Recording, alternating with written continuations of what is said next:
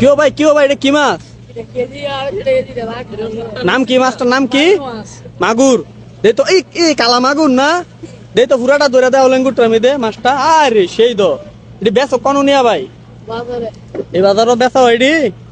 KG কত করে বেচো? 250 টাকা করে মাগুর। তো ধরুন যাবো নি দে, আদর করে দিই মাছটারে।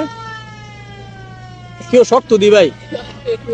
হ্যাঁ শক্ত ওই মাগুর মাছ না? না এটা তো শাকার ফিসে না, এটা মুখ কোনটা দেই তো, মুখটা দুইটা দি মুখ ও।